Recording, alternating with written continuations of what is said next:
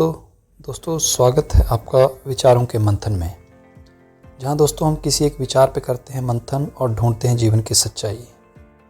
दोस्तों आज हम नेतृत्व यानी लीडरशिप बनने और बनाने की बात करने जा रहे हैं।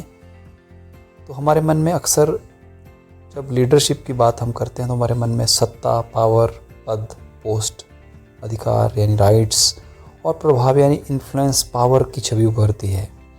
हमें लगता है कि जो ऊंचे पद पे बैठा है वही नेता है, जिसके पास निर्णय लेने की शक्ति है वही मार्गदर्शक है, वही लीडर है। परंतु यदि हम इतिहास, समाज और मानवीय अनुभव की गहराई में जाएं तो एक अलग ही सत्य सामने आता है। सच्चा नेतृत्व सत्ता में नहीं दोस्तों, यानी सर्विस से जन्म लेता है, पैदा होता है। दोस्तों सत्ता व्यक्ति को अधिकार देती है, पर सेवा उसे वैधता यानी सर्टिफिकेट देती है। अधिकार यानी राइट्स से लोग झुक सकते हैं, पर सेवा से लोग जुड़ते हैं। यही अंतर है किसी शासक यानी रूलर और किसी सच्चे नेता के बीच का अंतर। दोस्तों नेतृत्व का मूल अर्थ है दूसरों के जीवन को बेहतर बनाना। यही लीडरशिप, सच्ची लीडरशिप की पहचान है। और एक लीडरशिप फैमिली से होता हुआ, गांव से होता हुआ, स्कूल में, ऑफिस में, कहीं भी हो सकता है। बस उसका रोल थोड़ा अलग अलग होता जाता है। यदि किसी पद पर बैठकर भी व्यक्ति केवल अपने लाभ, प्रतिष्ठा और प्रभाव को बढ़ाने में लगा रहे तो वह केवल प्रशासक यानी एडमिनिस्ट्रेटर हो सकता है, वो कभी नेता नहीं हो सकता। दोस्तों नेता वह है जो अपने निर्णयों का केंद्र स्वयं नहीं समाज को बनाता है, वो दूसरों का भला करता है। दोस्तों हमारी सभ्यता में नेतृत्व को हमेशा त्याग से जोड़ा गया है। प्राचीन भारतीय चिंतन में राजा को प्रजा का रक्षक कहा गया है, ना कि भक्षक, ना कि स्वामी। उसका धर्म था कि वह कमजोर व्यक्ति की रक्षा करे, न्याय स्थापित करे और समाज में संतुलन बनाए। यह दृष्टिकोण बताता है कि नेतृत्व का उद्देश्य नियंत्रण नहीं, संरक्षण होता है। दोस्तों इतिहास के महान व्यक्तित्वों को अगर देखें तो पाएंगे कि उन्होंने सत्ता को लक्ष्य नहीं बनाया, बल्कि सेवा को अपना मार्ग बनाया। उन्होंने लोगों को आदेश देकर नहीं, उदाहरण देके प्रेरित किया। उन्होंने अपने जीवन में यह सिद्ध किया कि महानता पद से नहीं आती, उनके हमारे चरित्र से आती है। दोस्तों सच्चा नेता वह नहीं जो भीड़ के बीच में खड़ा हो, बल्कि वह है जो भीड़ के बीच में खड़ा होकर दिशा दे, ना कि भीड़ से ऊपर खड़ा हो। वह लोगों की समस्याओं को दूर से नहीं देखता, बल्कि उनके साथ खड़ा होकर उन्हें महसूस करता है। जब जनता दुखी होती है तो वह भी बेचैन हो उठता है। जब समाज संकट में होता है तो वह आगे बढ़कर जिम्मेदारी उठाता है, बिना किसी दिखावे के, बिना किसी फोटोशूट के, बिना किसी न्यूज़पेपर में आए बगैर, जो कि आजकल हम अक्सर देखते हैं। आज के समय में नेतृत्व की सबसे बड़ी चुनौती यह है कि अधिकार और अहंकार के बीच का संतुलन कैसे बनाया जाए।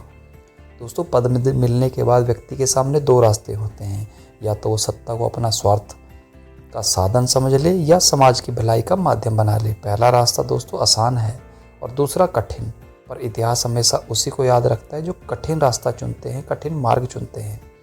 दोस्तों सेवा आधारित नेतृत्व में विनम्रता होती है। ऐसा व्यक्ति जानता है कि वह अकेले में कुछ नहीं कर सकता, उसकी शक्ति लोगों के विश्वास से आती है। वह सुनता है, सीखता है और सामूहिक निर्णयों को महत्व देता है। उसके लिए सफलता का अर्थ व्यक्तिगत उपलब्धि नहीं, बल्कि सामूहिक प्रगति होता है। दोस्तों नेतृत्व का महत्वपूर्ण पहलू है उत्तरदायित्व यानी रिस्पॉन्सिबिलिटी लेना। दोस्तों अधिकार के साथ उत्तरदायित्व ना हो तो वह विनाशकारी हो सकता है, डिस्ट्रक्टिव हो सकता है। सेवा प्रधान नेता हर निर्णय से पहले यह सोचता है कि उसका प्रभाव सबसे कमजोर व्यक्ति पर इस काम का क्या होगा। वह तात्कालिक लाभ के बजाय दीर्घकालिक भलाई को प्राथमिकता देता है। दोस्तों संकट के समय ही नेतृत्व की वास्तविक परीक्षा होती है। सामान्य परिस्थितियों में कोई भी व्यक्ति प्रभावशाली दिख सकता है, इन्फ्लुएंस उसका लगता है, पर कठिन समय में ही वही व्यक्ति नेता बनता है जो सबसे पहले आगे बढ़ता है। वह दोषारोपण नहीं करता, समाधान खोजता है, भय नहीं फैलाता, बल्कि विश्वास जगाता है। आज के समय में तकनीक की प्रगति, आर्थिक विकास और भौतिक सुविधाएं बढ़ रही हैं, परंतु मानवीय संवेदना, मानवीय वैल्यूज़ की कमी महसूस की जा सकती है। ऐसे समय में सेवा आधारित नेतृत्व की आवश्यकता और अधिक बढ़ जाती है। हमें ऐसे लोगों की ज़रूरत है जो प्रतिस्पर्धा के बीच सहयोग की भावना बनाए रखते हैं, जो विभाजन के बीच एकता का संदेश देते हैं। दोस्तों सच्चा नेता लोगों को नियंत्रित नहीं करता, उन्हें सक्षम बनाता है, उन्हें कैपेबल बनाता है। वो चाहे परिवार में हो, समाज में हो, ऑफिस में हो या फिर राजनीति में हो, कहीं भी हो सकता है। वह निर्भरता नहीं, आत्मनिर्भरता पैदा करता है। वह लक्ष्य यह नहीं होता कि लोग हमेशा उसके पीछे चले बस की, बल्कि यह है कि वे स्वयं चलने योग्य बन जाएं। यही नेतृत्व का सर्वोच्च रूप है, दूसरों में नेतृत्व की क्षमता को विकसित करना। दोस्तों, नेतृत्व का संबंध केवल राजनीति या प्रशासन से नहीं, परिवार, विद्यालय, कार्यस्थल, समाज, हर जगह नेतृत्व की आवश्यकता होती है। माता पिता, शिक्षक, सामाजिक कार्यकर्ता, वैज्ञानिक, डॉक्टर सभी अपने अपने क्षेत्र में नेता होते हैं या हो सकते हैं, यदि वे सेवा की भावना से कार्य करते हैं। वास्तव में नेतृत्व एक पद नहीं, एक दृष्टि है, एक अधिकार नहीं, एक जिम्मेदारी है, एक अवसर नहीं, एक कर्तव्य है। यह दूसरों पर प्रभुत्व स्थापित करने का माध्यम नहीं, बल्कि दूसरों को ऊपर उठाने का मार्ग है। दोस्तों, सत्ता सीमित होती है, वह पद के साथ आती है, पद के साथ चली जाती है, पर सेवा का भाव असीमित होती है। वह व्यक्ति के जाने के बाद भी समाज में जीवित रहती है। किसी व्यक्ति का वास्तविक मूल्य इस बात से नहीं आंका जाता कि उसके पास कितनी शक्ति थी, बल्कि इस बात से जाना जाता है कि उसने उस शक्ति का उपयोग कैसे किया। तो याद रखिए, अगर आपके पास कोई पावर है, शक्ति है, उसका सही उपयोग करिए, लोगों की मदद करिए। दोस्तों, जब नेतृत्व सेवा पर आधारित होता है तो समाज में विश्वास बढ़ता है, सहयोग बढ़ता है और सकारात्मक परिवर्तन संभव होता है। लोग आदेश से नहीं, प्रेरणा से कार्य करते हैं। भय के स्थान पर सम्मान और दूरी के स्थान पर अपमान विकसित होता है। आज आवश्यकता है इस बात की कि हम नेतृत्व की परिभाषा को पुनः समझें।